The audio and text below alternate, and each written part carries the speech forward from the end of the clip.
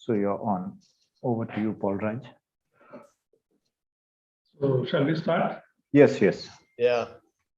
So good evening to everyone and a hearty welcome to today's session. Maybe we could pause for a few moments to recollect ourselves, place ourselves in the presence of God, and allow ourselves to be led by the Spirit. Whatever we hear, whatever we reflect, may lead us to this God who is the source of our lives.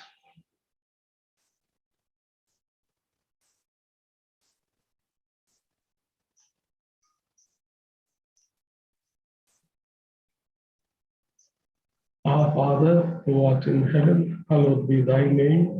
Thy kingdom come, thy will be done on earth as it is in heaven. Give us this day our daily bread. Forgive us our trespasses, as we forgive those who trespass against us. And lead us not into temptation, but deliver us from evil. Amen. So once again, good evening to everybody. I see on my screen as 11 of us as participants of this session today. My name is Paul Raj, M. Paul Raj, Father M. Paul Raj. And I would like to introduce the speaker, Father Dr. Professor V.M. Jose. He is by birth, he is from Kerala, but he dedicated his life to the mission in the Jesuit province of Dumka Raiganj in the north. Now he is here at JD. He is the professor of Pastoral and Moral Theology. He also takes care of the catechetical department. He has held a number of functions.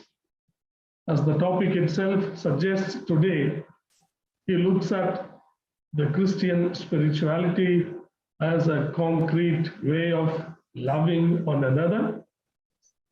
This is his strength, and in all his writings, in all his reflections, sharings, and in his life, one can see that. He's a down-to-earth man, has a green hand, lots of plants in the house and around the house have received life because of Father V.M. and he continues to take care of them. So without wasting much time, also the theme today, let us allow the love to promote our life and let us not allow the law to diminish our life. On this theme, which you find in the last sentence of the synopsis given, Father would be sharing to us on the challenges that we are still facing in these pandemic times, challenges relating to our worship, to our Christian religious practices. I wish, I hope, and I'm sure it will be a very interesting sharing by Father V.M. Jose. When he has completed his sharing, then we are invited to ask for clarifications or questions or give our responses. So once again, thanks to everybody. Thank you, Father V.M., for accepting to share this evening. And now it is over to Father V.M. Jose. So thank you for the introduction. Without much ado, I shall straight away begin with the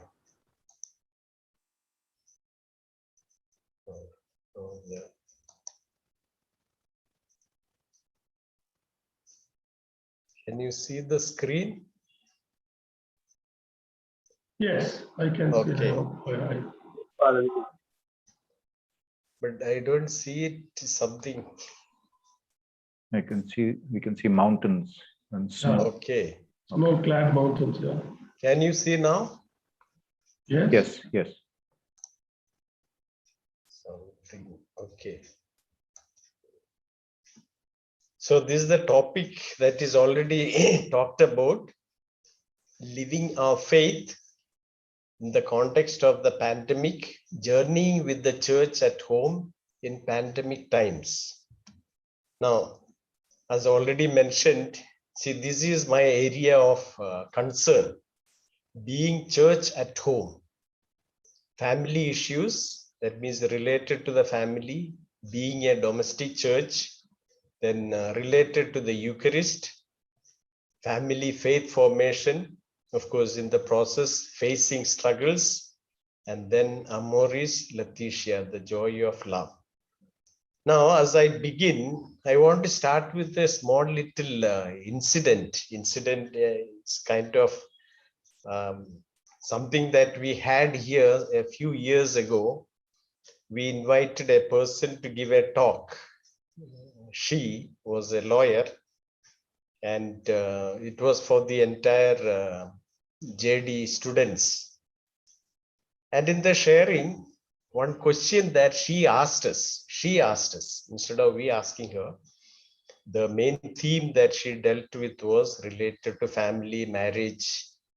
And then one question that she asked was, the state allows divorce. Why does the church not allow divorce? So that is actually what surprised me. You know, being in the Catholic Church, we are not allowed to have divorce, and there is no possibility of it. What is possible is annulment.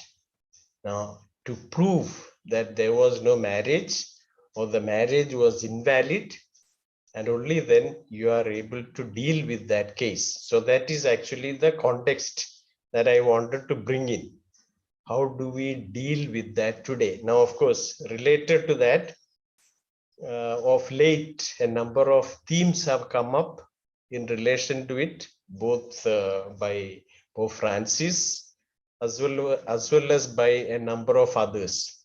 Now, you follow the traditional views, then we know there is no possibility of a valid marriage being annulled. So that is actually the context. I'll be dealing with that topic maybe a little later. We'll come to that. Now, as we deal with this, I want also deal with how we live our faith in relation to the family situation, also in relation to one of the things that we have been living through is the online Eucharist, at least for quite some time after the pandemic began. How can we find some answers? Okay, one of the things that all of you have faced, all of us have faced, is that the very serious situation in which we were, and all of us have overcome because we are still alive, we are still active, and we are able to continue. That itself is a sign that we have faced the struggles, we have dealt with the struggles and have overcome. Maybe to some extent, some people might have some difficulties, others may have some problems still. And in that context, as I told you about the incident or the narration that particular lawyer made, and what does the church speak about it, and what does Jesus say about that? That is what I want to say. Jesus, marriage and family is something that we should be very much aware of. Now, what was the attitude of Jesus towards Sabbath laws? We know when Jesus spoke about Sabbath, he was totally, or at least to a great extent, against the way it was practiced. That is known to all of us. But when it came to marriage and adultery, he was very strict. He said, what God has joined together, human beings are not supposed to put asunder. He did not allow the free way of separating and divorcing the way men liked. And it was a world of men. So now, why did Jesus say that? We have a number of occasions where Jesus totally wanted the marriage to be A sacrament wanted to be a covenant.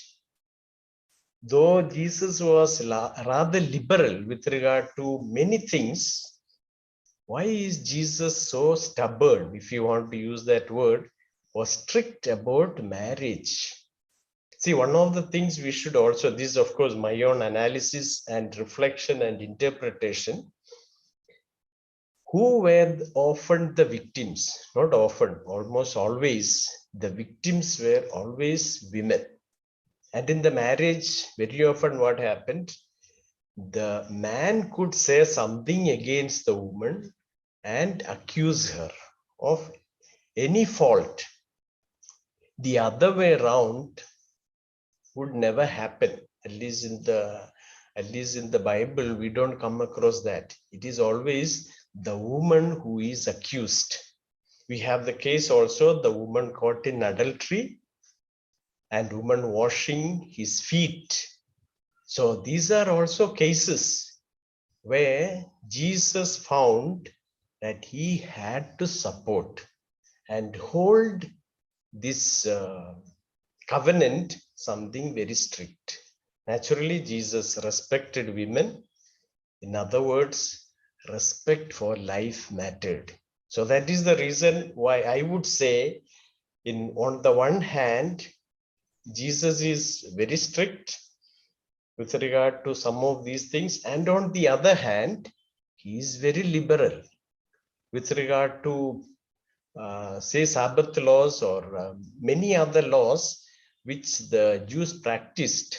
Number of Mosaic laws Jesus turned against because it always didn't support, or rather it always was against respect for life. So that is one of the main reasons. Now these are the two areas that I want to deal with.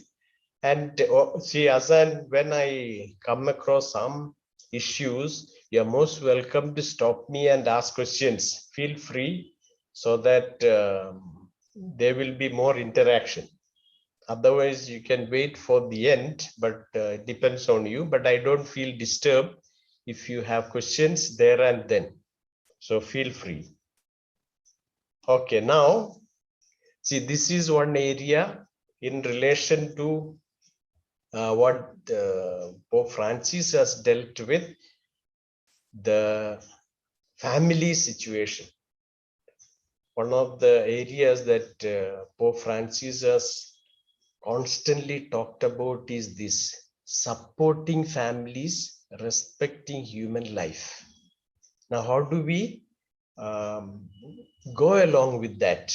How can we live together? On the one hand, you have so many rules, so many regulations, so many strict doctrines in the church. Can we go against them, or can we find some ways of dealing with them in a very human way? So that is the reason why I'm dealing with some of these things. The first part of this is a bit of reflection on Amoris Laetitia, and then I will come to, maybe if there is time and need, I'll go a little more deeper into that. Otherwise, we will come to the second part, that is Eucharist, how we live the Eucharist, how we find meaning during these times. That is what I want to deal with. Let's see how it goes. See, Pope Francis said the word crisis. Now, is one of the things that we always have in our life, plenty of crises. But in every crisis, there is also an opportunity. Every crisis has an opportunity. And he stressed that we should not be scared of a crisis, since we can learn and grow from it. So that if that crisis helps us, is something that we have learned. Now, if we have not learned, that means we have not accepted the crisis. And if we don't accept the crisis, then definitely we will not find meaning. So a crisis in our life is not comfortable, but it is possible to come out of it hopefully better, especially with the helping hand of others. That is where we need people around. We'll come to that. The crisis situation is also mentioned, the wounds produced. Very often, of course, naturally, any crisis will create wounds in us. It is not something pleasant. Nobody wants.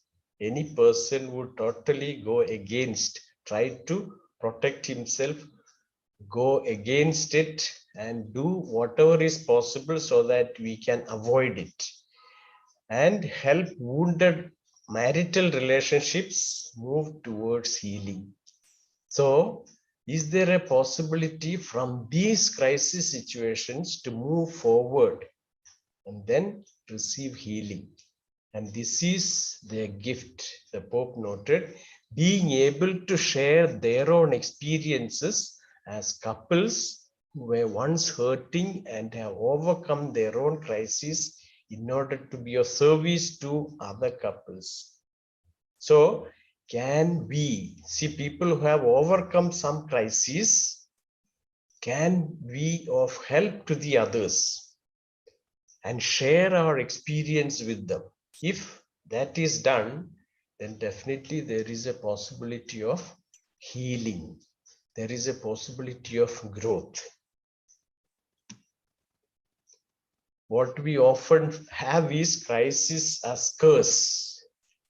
That is a normal thing. All of us think of it and we keep blaming, why this curse on me? Why not on the other? The other person is fine, I am not.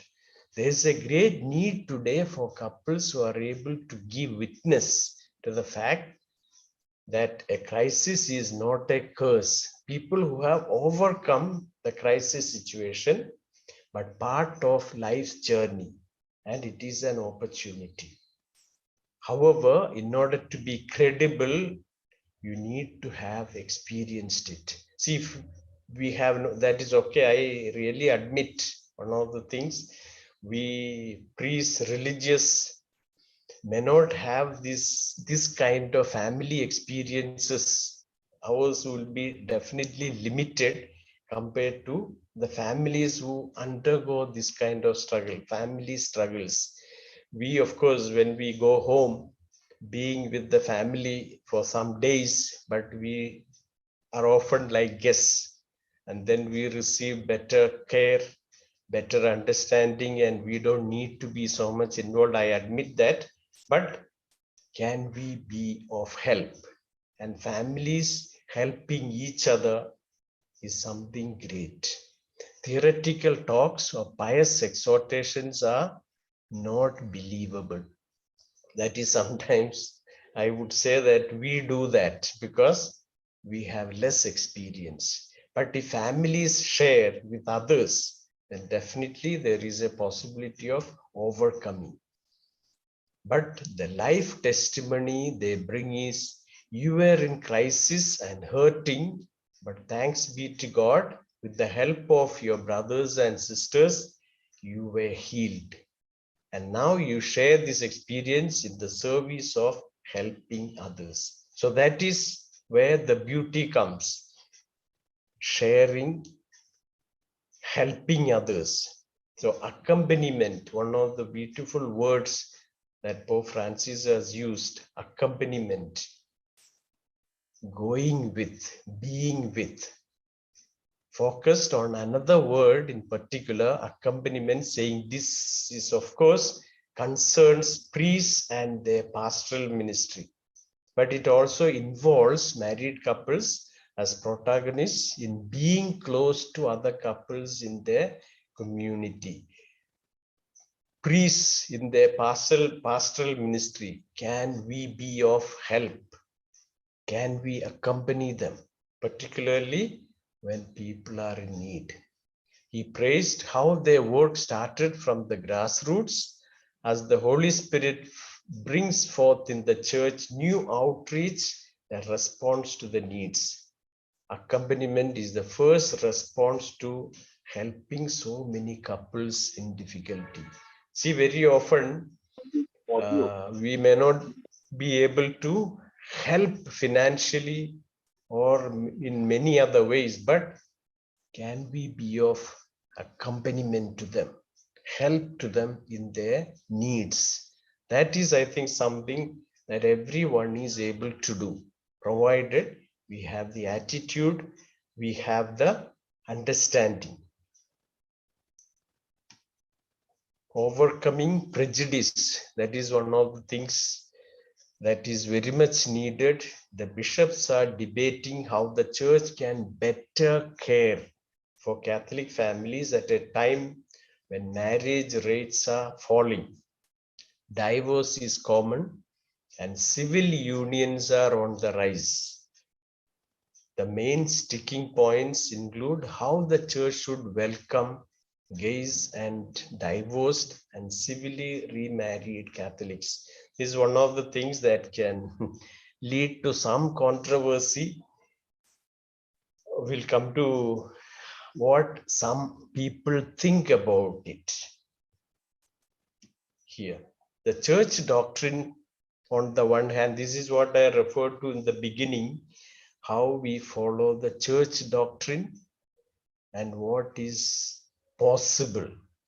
Conservatives have been insisting that the gathering strongly reassert church doctrine on homosexuality and the indissolubility of marriage.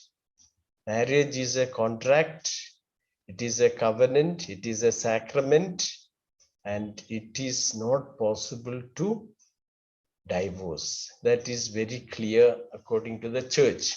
Progressives are seeking a more merciful approach to a host of family problems, including whether civilly remarried Catholics can receive the sacraments. This again is one of the disputed points, and we had also the case a few years ago, Pope Francis allowing one particular person, a woman in Argentina, I think, allowing her to receive communion, though there was some separation.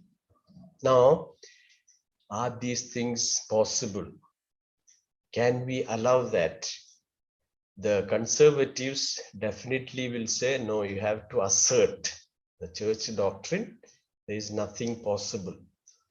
The others are thinking in a different way, a little more open, so that more unions can be established, more people will come to the church, they feel at home in the church. Courage and humility. Courage, he said, was needed since the church's attitudes can, despite good intentions, distance people from God and make Christian life a museum of memories. Despite good intentions, distance people from God. If we hold on to certain principles, unchanging principles, unchanging doctrines, can become only a separation of people from God, separation of people from the church, separation of people from each other.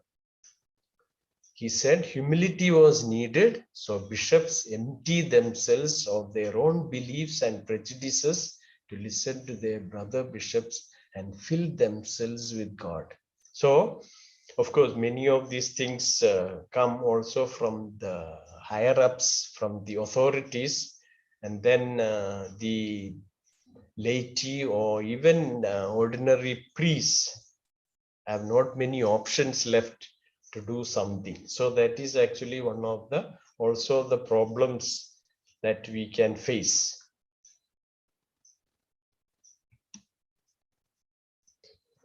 Conservatives and progressives, the run-up to the synod has been particularly contentious. Conservatives have been mounting a campaign to insist that Catholic doctrine be strongly reasserted, particularly on the indissolubility of marriage and impossibility of civilly remarried Catholics to receive communion without an annulment. Now that I have one area, I'll come to that annulment immediately. So I'll talk about that a little. Progressives have been plotting their own strategy to try to find wiggle room in pastoral practice. Now, who succeeds? Who is victorious? Who will take care? These are some of the questions that constantly come up. On the one hand, of course, there will be very often majority on the conservative side, and then they hold on to those principles, saying that these things cannot be changed. These have been going on. These are the doctrines of the church which we cannot change. So Catholics who divorce and want to remarry in the church must first obtain an annulment, a ruling from a church tribunal that their first marriage was invalid. And that is actually one of the major problems that people face, because once the marriage was valid, it is almost impossible to say it was invalid. And to receive an annulment, you should definitely have to prove that the marriage initially was invalid or it was no marriage because of impediments. You could bring about some impediments which existed, and then maybe people were not aware of that, and then they went ahead, and then the possibility of annulment is there. But otherwise, a valid marriage according to the church regulation cannot be annulled. So that is actually the hitch there. So what will people do? Now they want annulment and remarry probably, and they might have also received the divorce in the court and then come for the annulment in the church, which is not possible. Otherwise, those who remarry in civil ceremonies are considered to be committing adultery and cannot receive communion. So that is actually the term that was used. Those who do such things are living in sin. The term was used, they live in sin. And of course, that is one of the things Pope Francis has very strongly said, not to term it in such manner. That is very antagonizing, alienating people from the church. Receive communion, a condition that has led generations of Catholics to feel shunned by their church. So that is something that is even now to a great extent, because to receive annulment, it is not very easy. So then, of course, no family drops down from heaven, perfectly formed. Families need constantly to grow and mature in the ability to love. People grow in holiness, and the church must be there to give them a helping hand rather than turn them away because they have not attained some degree of perfection. Now, this is the human face that the church has to show. All of us need to show that. Is it possible? Is it not possible? That is where the difficulty comes. How can we be on the one hand faithful? I put it in inverted commas, faithful to the church doctrine, and on the other hand, compassion. They will come to that compassion part and so on a little later. How can we be compassionate to people? Be with the people, as I mentioned, accompanying them. Now this part I'm concluding here with this, and then we'll come to see there is a little more about Amoris Laetitia, which I'm leaving out. If there is a need, we'll come back, because I want to deal something more about Holy Eucharist and how to live the liturgy meaningfully. How can we experience the meaningful faith in our day-to-day life? How can we live the Eucharist? That is one of the things that I want to deal with. Otherwise, I think most of you may be also familiar with Amoris Laetitia. So I'm leaving a few sections out. And then as I begin, I want to start with a little story which I'm going to read to you. So this is actually what I want to talk about here, how we can experience this and live this Eucharist. What is Eucharist? Of course, the traditional understanding and the definition is source and summit of Christian life. That is from Sacrosanctum Concilium, Lumen Gentium, Catechism of the Catholic Church, everywhere you will find. And what does it mean to us? Does it have any meaning? How do we live it? How do we live the Eucharist? Jesus said, "Do this in memory of me." What did Jesus say? Mean by that? So I want to bring in some personal views, but as I speak this, I want to narrate you a small little anecdote to bring in what actually it means in a context like this. You might have already heard this story many times. This is from Tony DiMello. Please listen attentively so that you don't miss the words. That is why I'm reading it, so that I don't tamper with anything that is there. When his ship stopped at a remote island for a day, the bishop determined to use the time as profitably as possible. He strolled along the seashore and came across 3 fishermen attending to their nets.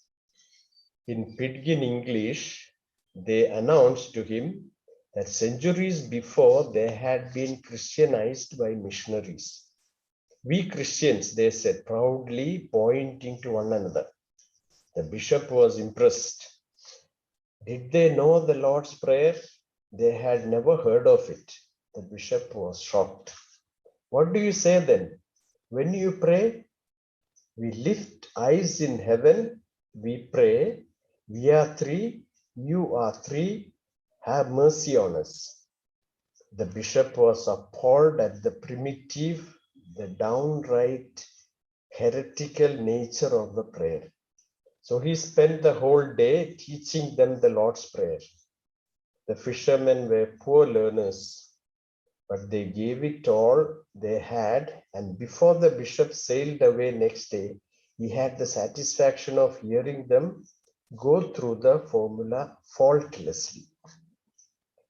Months later, his ship happened to pass by those islands again, and the bishop, as he paced the deck, reciting evening prayer, recalled with pleasure the 3 men on that distant island who were now able to pray, thanks to his patient efforts. Suddenly he saw a spot of light in the east that kept approaching the ship, and as he gazed in wonder, he saw 3 figures walking on the water. The captain stopped the boat, and everyone leaned over the rails to see this light. They were the bishop's fishermen, of course. "Bishop," they exclaimed, "we hear your boat go past and come hurry, hurry meet you." "What is it you want?" asked the awe-stricken bishop. "Bishop," they said, "we are so sorry. We forget lovely prayer. We say, 'Our Father in heaven, holy be your name, your kingdom come,' then we forget. Tell us prayer again." It was a chastened bishop who replied, "Go back to your homes, my friends, and each time you pray, say, 'We are 3, you are 3, have mercy on us.'" This is the little anecdote, and I think it speaks volumes. That is the type of teaching I think very often we have. And we overcome some of these prejudices that we have to learn this and only this way.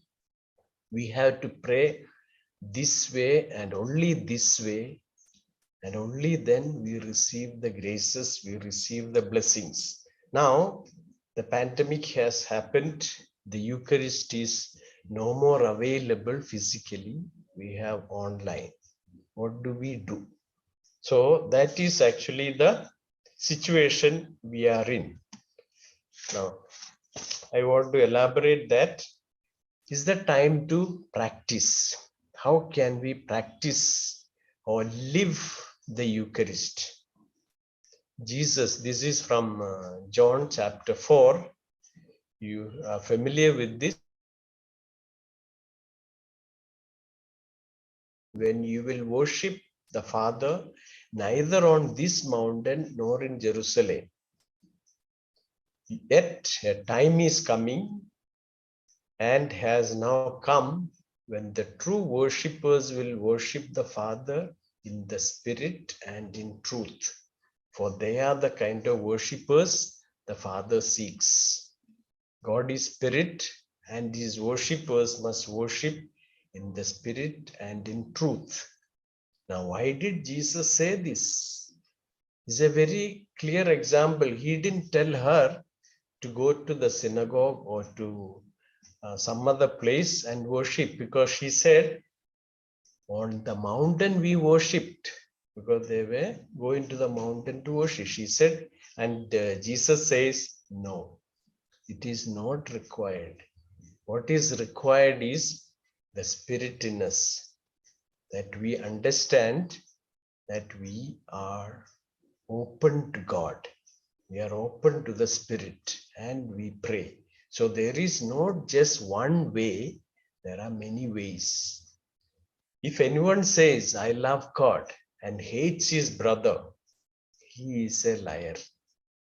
For he who does not love his brother whom he has seen cannot love God whom he has not seen. A very radical statement. If we ask anyone, do you love God? There is no one, almost no one in the, at least they are, unless they are atheists, they will not say they don't love God. But if we ask, how is your relationship with your brother or sister? How is your relationship with the neighbors? What do we hear? They cannot get along. They have constant fights. Can we live this? As Jesus has said, is from John, as John has spoken, 1 John, the epistle. Then you have in Matthew chapter 25, the king will reply, truly I tell you, whatever you did for one of the least of these brothers and sisters of mine, you did for me. A very radical, revolutionary statement. You did for the poor, for the one in need, and you did it to me. Can we find answers in this? Can we find meaning in living the Eucharist? As I made that question, referring to living the Eucharist, how do we live the Eucharist? Are these the ways? Jesus said, do this in memory of me. And then, of course, we all believe, and particularly the hierarchy, starting with, okay, the highest to the lowest in the rank, I mean, the priestly class, we say that is for us the institution of priesthood and institution of the Eucharist. And we celebrate that on Maundy Thursday. Very happily, very enjoying it thoroughly, because it's a privilege, it is an honor, it's a great thing. But have we forgotten something from there? Do this in memory of me. So immediately you have the ritual, you have to continue doing the ritual. And after how many years did they start celebrating Mass? We know that historically, after Jesus' death, they were not celebrating everyday Mass. They were gathering once in a while in homes and sharing their bread, sharing some prayers, and they continued with that. They were living their life with sharing. We have classical example of it in Acts of the Apostles, the early Christian community. Now, much later, only we started celebrating the Eucharist. And then, of course, we came to so many other conclusions. Now, what is Jesus saying? What did Jesus say? Do this in memory of me, or do it.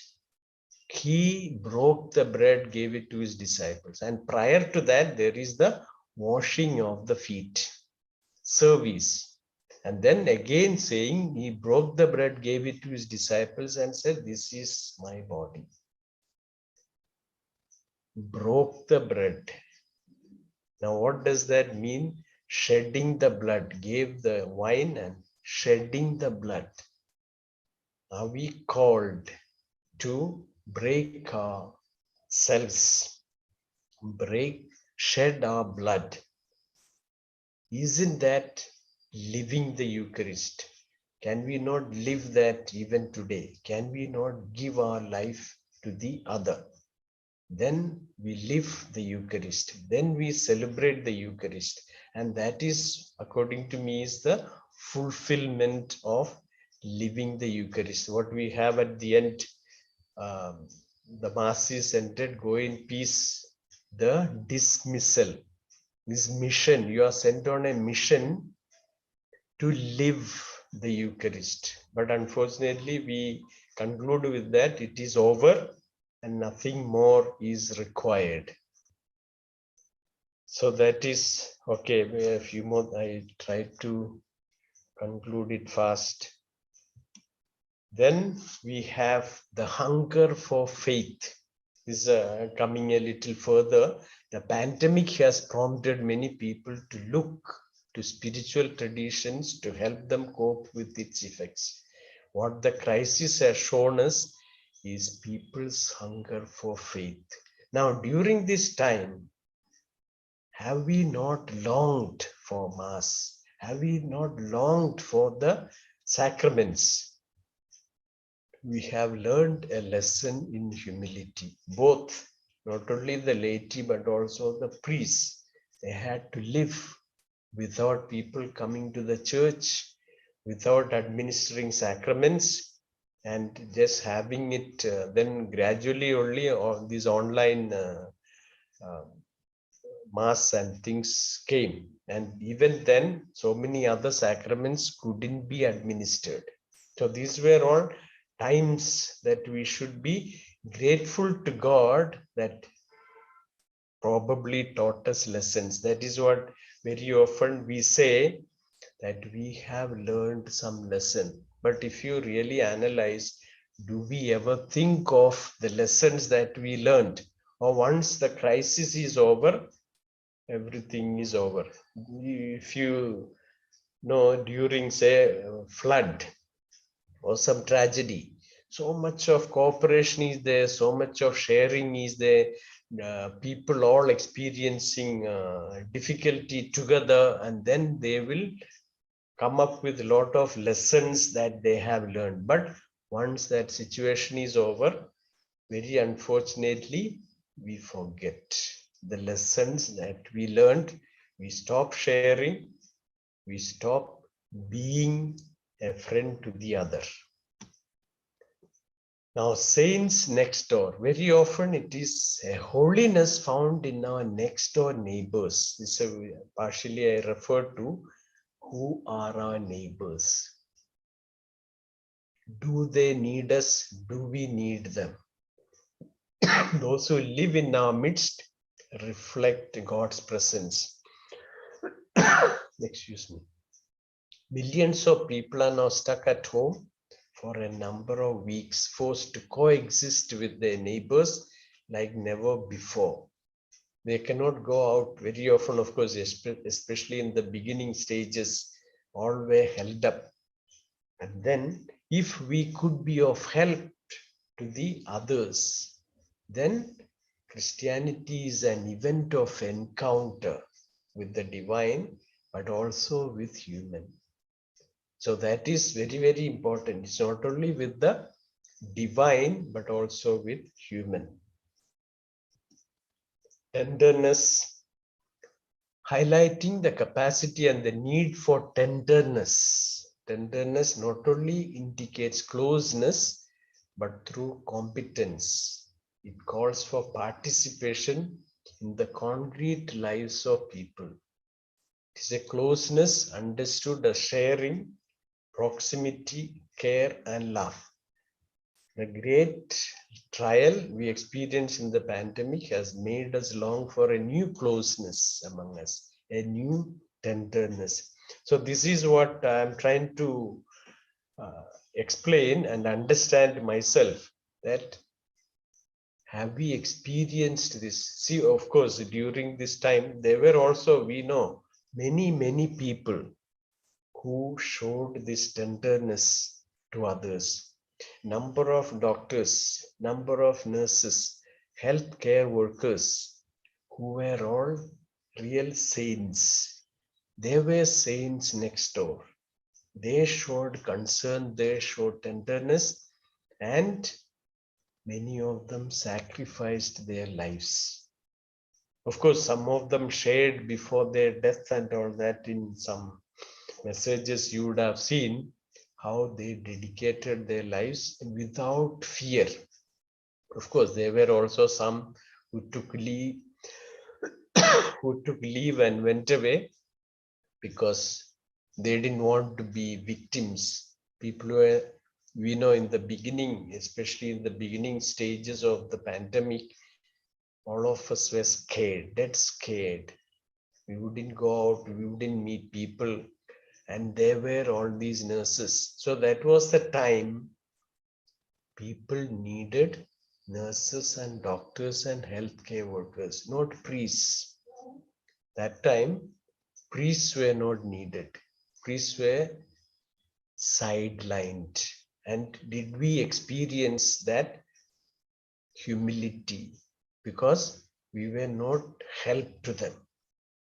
Okay, we tried maybe gradually trying or finding ways to reach out, but it came very slow. But people needed more care from these people.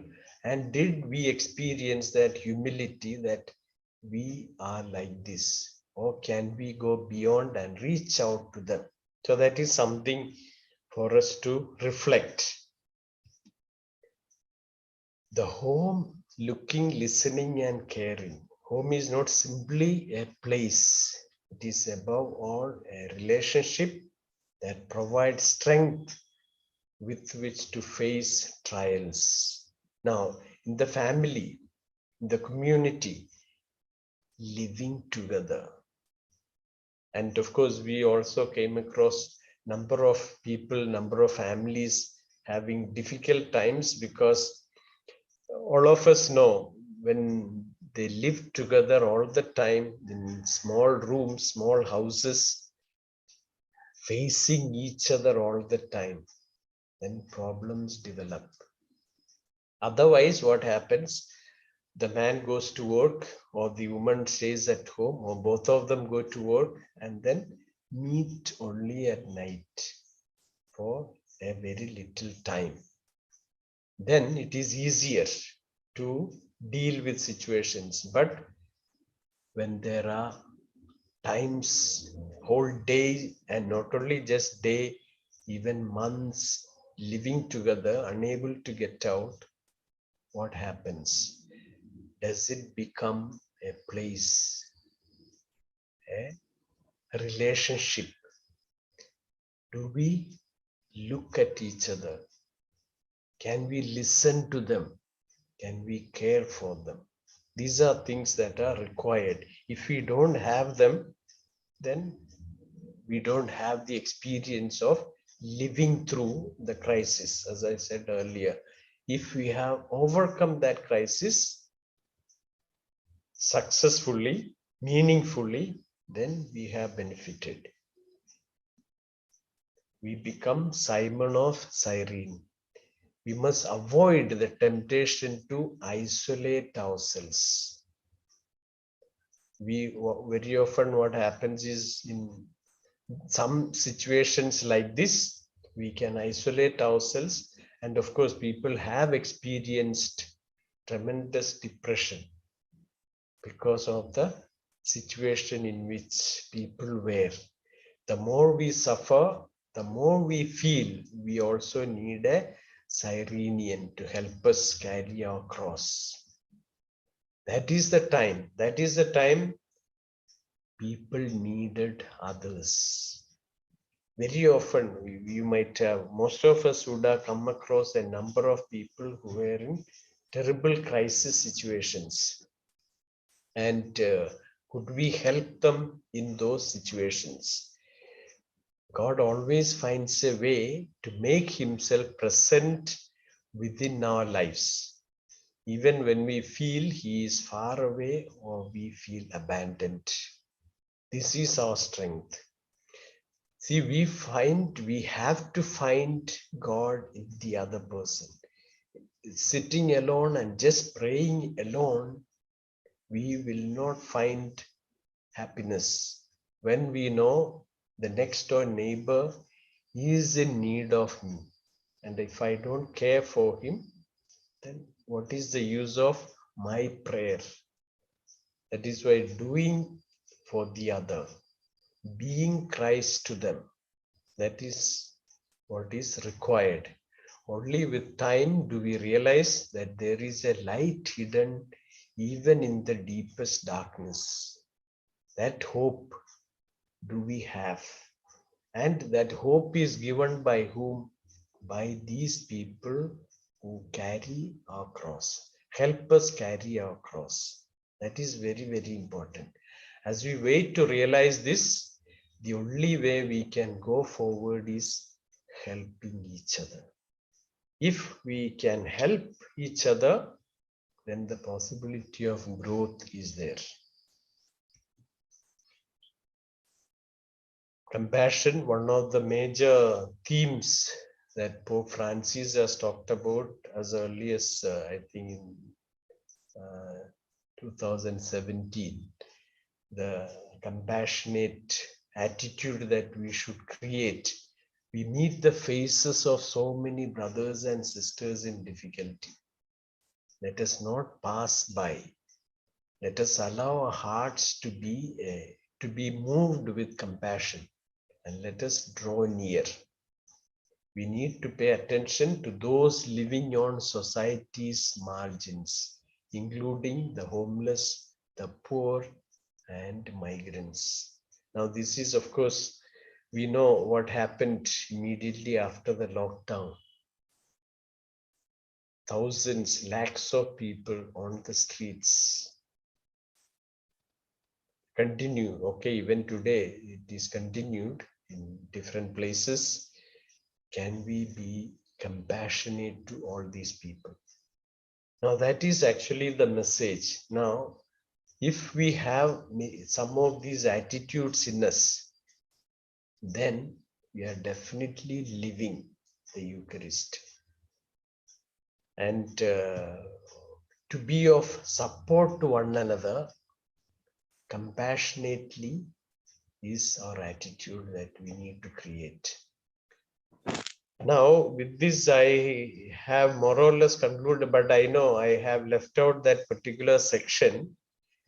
If you want, I will come to that, but otherwise, I will stop here because that is a little, I think, too long. There are 10 points there to explain.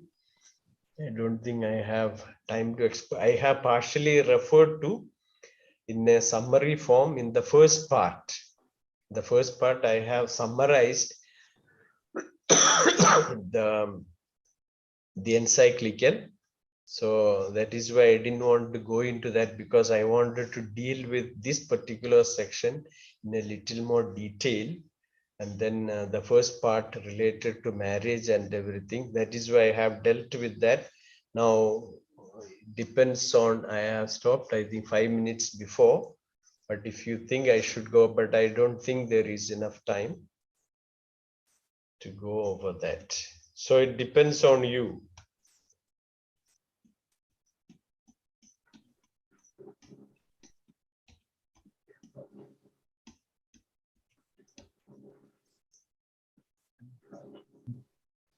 Any?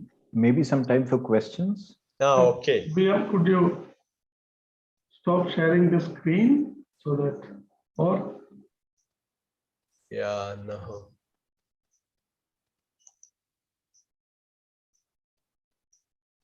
I don't know what I have done. Something.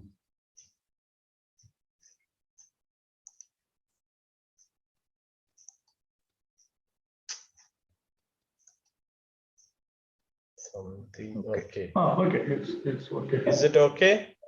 Yes. So Yeah, thank I you. think, yeah, yes, Paul Raj. Yeah, thank you, Father PM, for this sharing after highlighting some of those salient features of the Amoris Laetitia, where the Pope is pleading for the unity in the family in the context of the challenges which are also faced by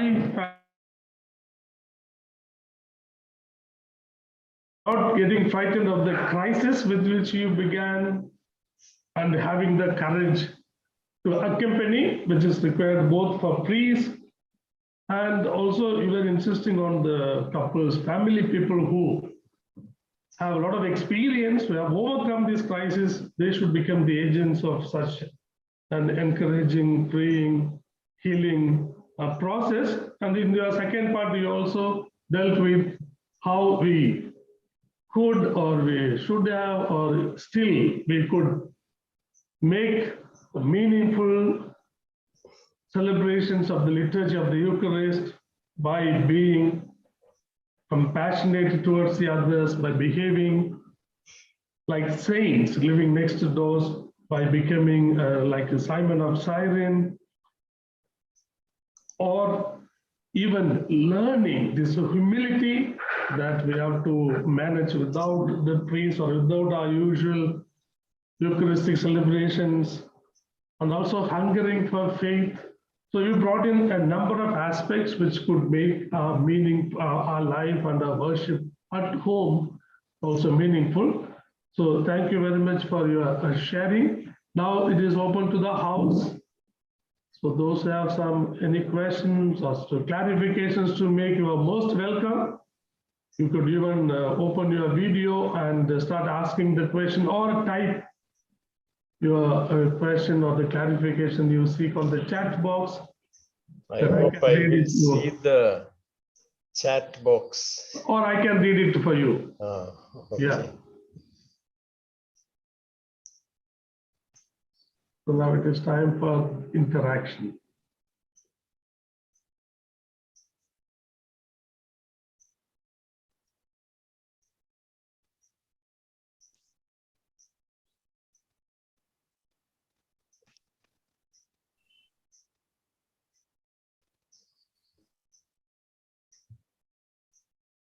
No questions. Let us see. Let us see.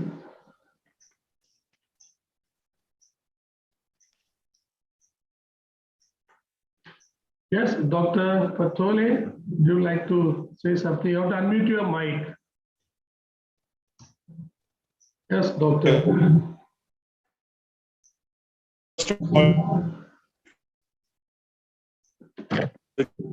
I'm not, it is breaking up. Audio is breaking up. Hello, am I audible? Yes, yeah. Yes, now you are clear. Please go ahead. I'm saying that he made a very excellent presentation, and I really found it very thoughtful presentation. I have a point to raise. That is pandemic or no pandemic. Pandemic was an opportunity sent by a God. That is why I believe that he wanted to be more like him, because he made us in his likeness. So perhaps he wanted us, everyone, the whole humanity, to be like him, to really search for that through introspections and all that. So correct. It was a correction, I feel. But I don't know who understands in other way.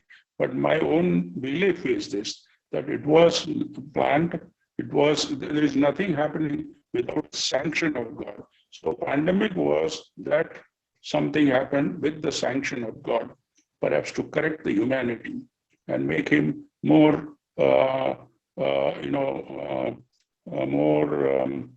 oriented. Okay. So that is the thing. But I'm saying pandemic or no pandemic, people living on the margins of societies definitely should be our concern if we want to be godlike, if we want to be truly his people, if we want to pray and love God, then definitely it makes more sense if we love the people on the margin. I surely believe in this truly, and he has made that point. Now I'm saying that people who are living on the margins of society, okay, in general terms, they are there everywhere, but I'm raising this issue and pointing more clearly to the people living on the margin within the Catholic Church. There are plenty. In fact, majority of people are who are really very poor, and basically who are the victims within the Catholic Church of various prejudices. And it's very clear everywhere, either covert or overt. We see in the South, the people who are converted from, everybody is converted, absolutely, there is no doubt. All have the Hindu background. Everybody is converted. So who have been converted from scheduled castes? Definitely they are still not been assimilated. They have not been made as, they don't feel the fellowship or the brotherhood in true Christian faith. See the woman, Jesus replied to the woman, very nicely he has put it, that we have to love in truth. So in fact, we have to see and search our souls. And in the context of our now synod, the present synod, we have to examine ourselves and really see how best we can drop our prejudices. We should drop out these prejudices from the top, from the bishops, cardinals, and also every priest. And we should make this message very clear that unless we drop this, we cannot give the headway to the devil. We cannot allow the devil to reign over us. We have to allow Jesus to reign over us. This is my point of view that I have expressed to you. Your comments, please. Thank you very much. Do you want me to comment on that? Yeah, of course. Yeah, okay. So actually the first part of it, I don't know what I would say, but I don't know. With regard to my understanding, see, with God allowing this to happen, I would say it this way. God is not a God, at least I don't believe in a God who wants us to suffer. He is a God who wants us to be happy. Now, the occasions that arise, say like tragedies happen, see, people have also sometimes said that this is a punishment from God. That was one of the explanations very often we gave actually in the earlier days. But today, that part of it, I don't know whether it is so much emphasized. But I would say without the knowledge of God, nothing happens. Now, say for example, you drove the vehicle and purposely hit someone. The person who died would say, oh, it is the will of God. Now, that is sent by God. Can that person accept when it is done deliberately by another person? Now, does God know about it? I would say God has the knowledge of everyone, everything that is happening. So he's aware of that. But does he inflict pain on people and then live a miserable life? I am not very sure, and I don't know whether I would accept that. But God knows about it, and things happen. Some okay with the knowledge, yes, with the knowledge of God, and we need to face that. Say, for example, I got very seriously sick, and okay, I may say that okay, it is sent by God. But is it sent by God that he wants me to suffer, or I learn a lesson?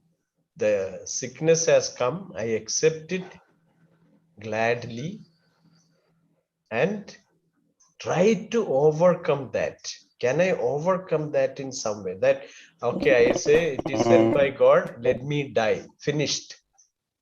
That is the end of it. No, I wouldn't say that. Father, may I interrupt here? Yeah, yes, Dr. See, Pastoral. I'm saying this, yeah. No, on this point, of course, I have raised 2 points. One is about God-sanctioned crisis. Another is about the people within the Catholic society living on the margin. These are 2 things. First issue, I raised this because only on the with the perspective of what was said by Our Lady in Fatima during the 6 apparitions. I am the member of World Apostolate of Fatima. Now, Fatima, Mother Mary clearly indicated that things will come, okay, if the humanity does not turn away from sin. So in that context, I have said this. Okay, thank you. Okay, yeah, thank you for your comments. I don't want to again go over it. You have made your point clear. I also have thought of that, yes. Do you have anything to say about his second point? It's a little, No, I it's would fine, not it's know fine. exactly how to answer that, but what I would say is that God does, with God's knowledge, some of these From things the point of view of happen. practice. And with regard to some of these apparitions, of course, also to a great extent culturally bound. Now, I don't know whether it is clear, can we clearly say that Mother Mary directly told that unless people turn away from sin, they will be punished? Such comments, I think I find it very difficult to make, because I cannot believe that God or even Mother Mary is going to tell people, I am going to punish. She is, as far as I understand, a very compassionate person who wants to redeem everybody. And in the process, sometimes some events may happen which are negative. I would put it that way, but not that the like prophetic way of saying. There are many people who have spoken. Actually, when I was in Austria, some of these things I have read. Visions and apparitions related, and then prophetic sayings. So, no, Father, once again, I have to interrupt, Father. Yes, see, Father, if you see the Fatima message and see the apparition, what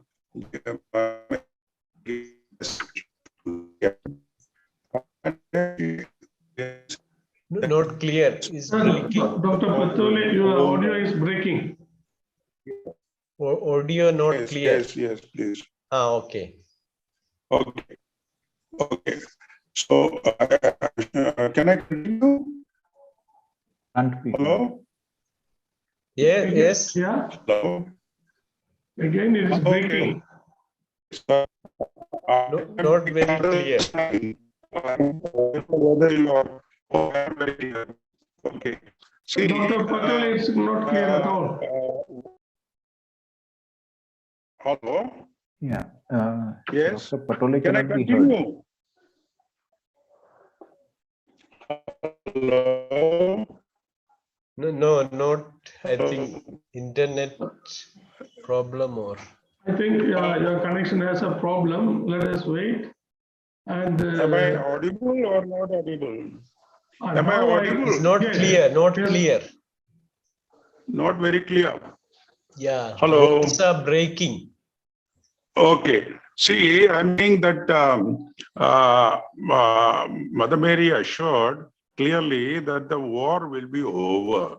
If you read the Fatima message, you see that she clearly assured that the war will be over soon. The reference was to the First World War. But she also said that if my message is not heeded, then another will follow, which will be worse than this. And then this is how she proceeded and then gave the message what I've said about it. Okay, thank you. So that is. I'm asking about your comment. Yeah, you Your mean comment on also the to say second part. the first message was not heeded by the people, so the Second World War broke out. Is that Father V.M., Dr. Yeah? Patel would like to hear your comment on his second point, not on the first one. that is in relation to About the scheduled caste people being neglected inside the church. So. Okay. That what he said earlier. So, yeah, of Yes. course.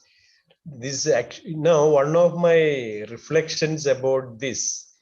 See, in the beginning stages, the church actually took it for granted. The first thing you said in reference to a number of people, or most of us having a background from other religions. So all of us have, if you want to say that.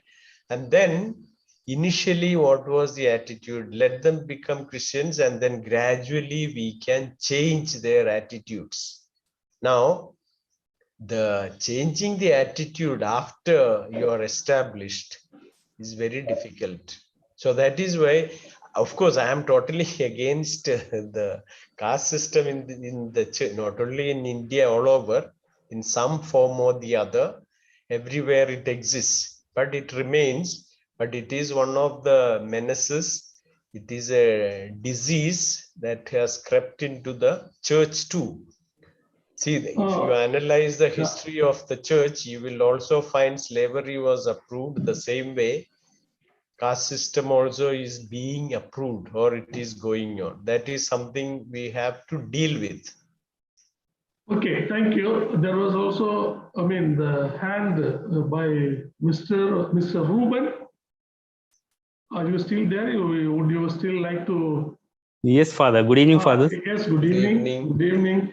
Yeah. Father, it was a very nice presentation. I liked it. And you said about crisis and opportunity. I felt that this pandemic surely was a crisis, great crisis. And also it gave us opportunity to assess ourselves whether we are Christ-like or not.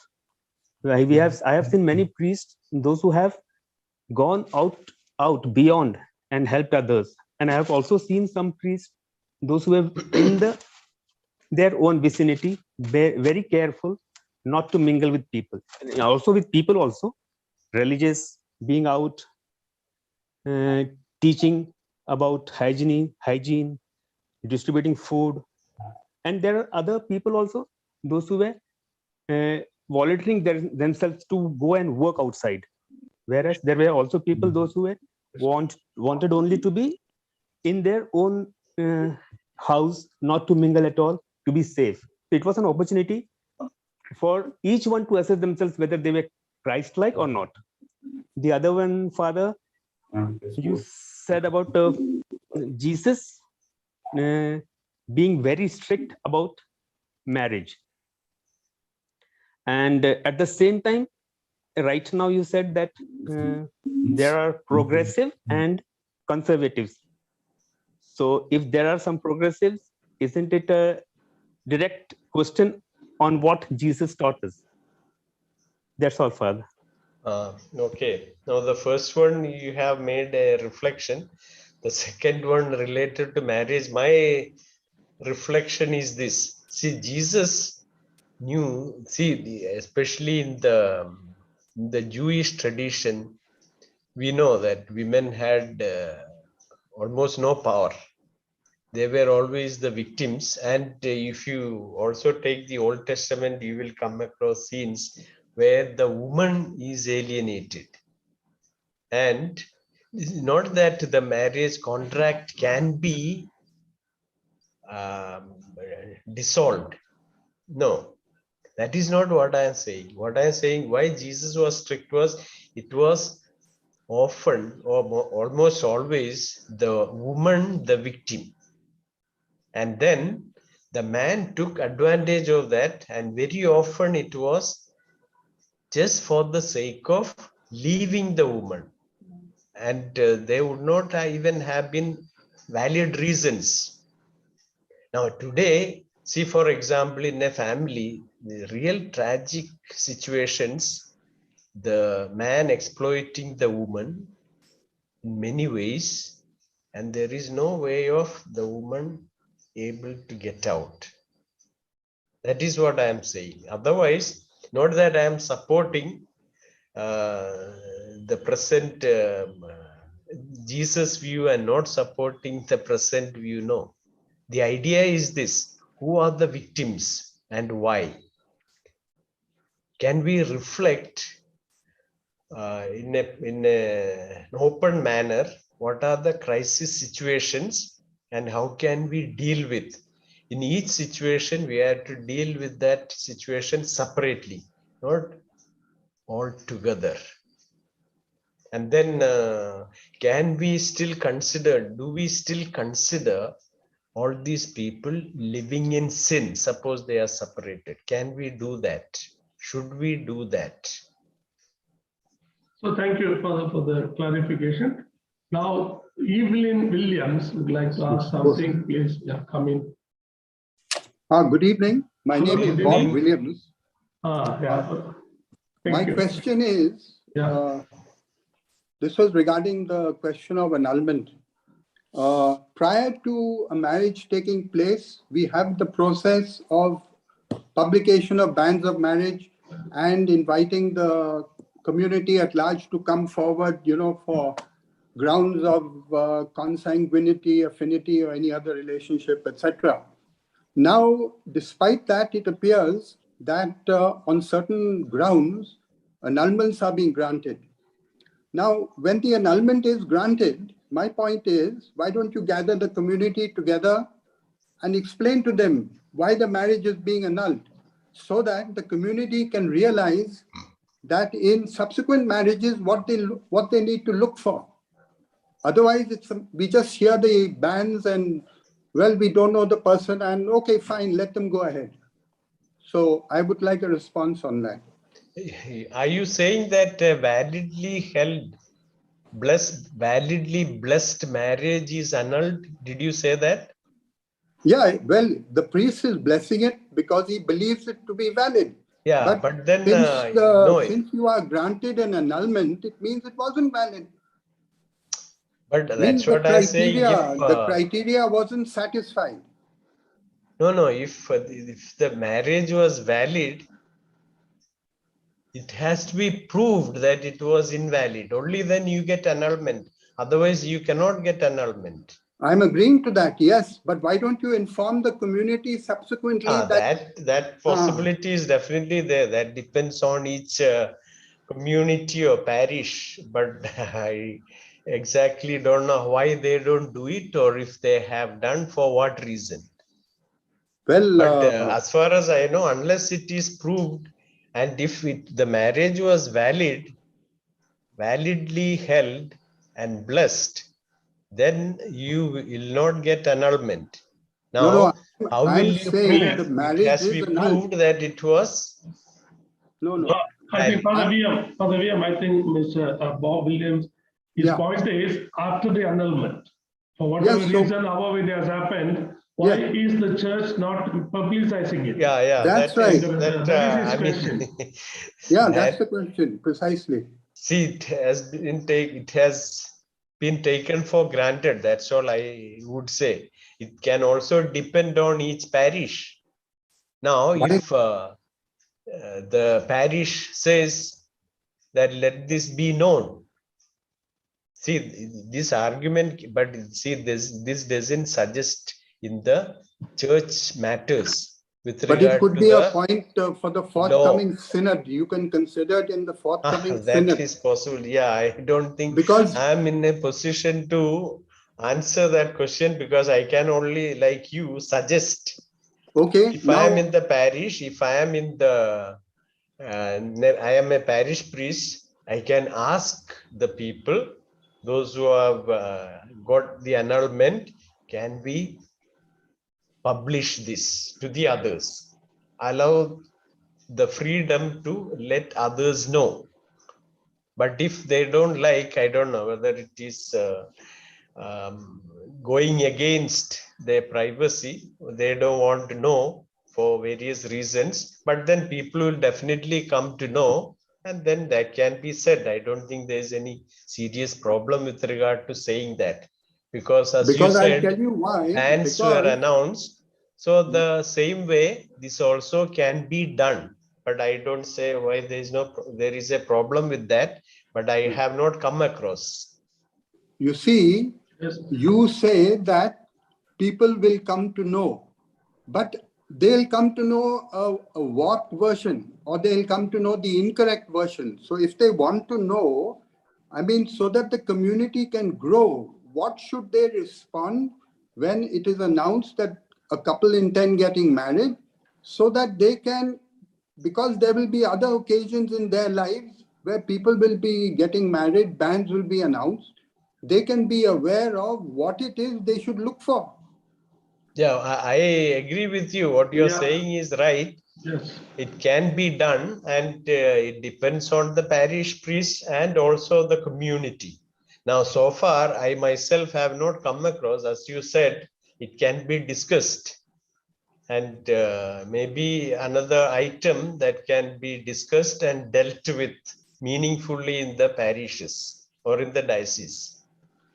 Otherwise, you have a lot of speculation going around, Yeah, and that it is true. becomes I very agree with you. spicy. Yes, you are right. And it becomes ridiculous. Yes. So I feel this should be taken up on maybe a format or some kind of system. Otherwise, it's always whispers and rumors. And you see those you are two right. people, they were like this and they were like that. And it gives rise to a lot of... Yeah, I agree with you. Your reasoning also is correct, that the marriage bans were announced, opinions were asked, the possibility was there to give comments. So the other way also should be done. I agree with you. Yes. Yeah, closed loop. So thank you.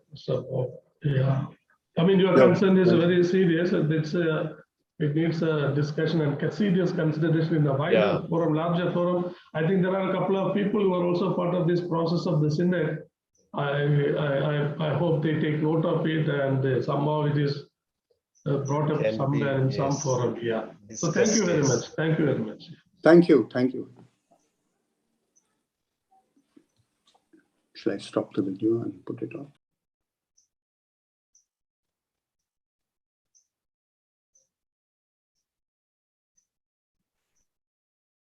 Anybody else would like to?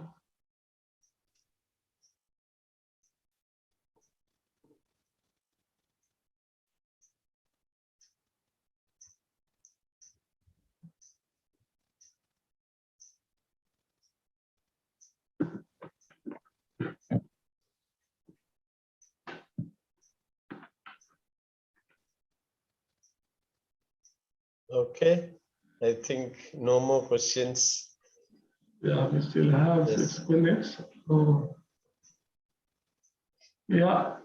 Okay, then our coordinator and the technical director for the Dinesh also has given the green signal that when we have no more clarification or questions, we could also wind up. So once again, thank you very much for for your sharing on behalf of all of us.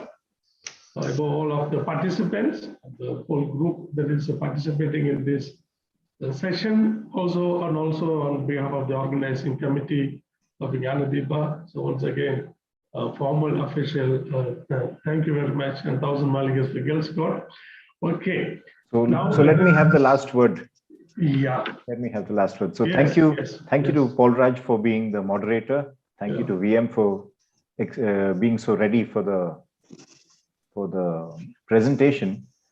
I think some of the questions that came up are really important and that can help us to really reflect. So thank you for all those who brought up questions. And I think if we can really continue thinking together, sharing together, we will grow as church, we will grow as individuals. So thank you to all of you. Thank you. Paul Raj, you were going to say some last thing and I interrupted you, right? Thank you, Father. So I wanted to suggest that we end with the Hail Mary. That's all. Yeah. So let us perhaps. Paul, Thank you. Thank you very much. Thank you. Hail Mary, Good night. full of grace, Grace, the Lord is with you. night. Blessed are Good night. you among women, and blessed is the fruit of our womb, Jesus. Holy Mary, Mother of God, pray for us sinners, now and at the hour of our death. Amen. So thank you very much. Bye. Thank you to all of Take you. care. Yeah. Thanks. Present. Thank you. Bye. Thank you. Thank you. So Bye. thank you very much. Bye-bye. Bye bye. Thank you.